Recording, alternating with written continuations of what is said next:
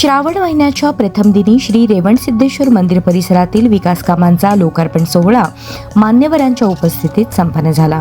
रेवणसिद्धेश्वर मंदिर परिसराचा सर्वांगीण विकास करून हा परिसर पर्यटन स्थळ म्हणून विकसित करण्याचा मानस असून यासाठी मंदिरासह परिसरातील विविध विकास कामांना प्राधान्य देण्यात येत आहे।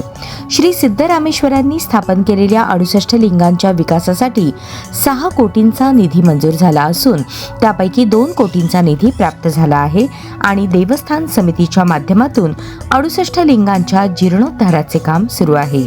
तसेच प्राणी संग्रहालयाच्या विकासासाठी 21 कोटींचा निधी मंजूर झाला असून त्यापैकी 7 कोटींची कामे सुरू आहेत। धर्मवीर संभाजी तलावाच्या सुशोभीकरणासाठी 10 कोटींचा आराखडा तयार करण्यात आला असून तलावाचा विकास करून संपूर्ण परिसर पर्यटनाच्या दृष्टीने विकसित करण्याचा प्रयत्न आहे। नगरसेवक किसन भाऊ जाधव यांच्या प्रयत्नातून रेवणसिद्धेश्वर मंदिरातील गाभारा, शिखर आणि आवारातील फरशीकरणाचे काम पूर्ण झाले असून मंदिर परिसरातील उर्वरित विकास कामेही पूर्णत्वास नेऊन रेवणसिद्धेश्वर मंदिर, प्राणी संग्रहालय आणि धर्मवीर संभाजी तलाव असा एकात्मिक पर्यटन परिसर विकसित करण्यासाठी कटिबद्ध आहे।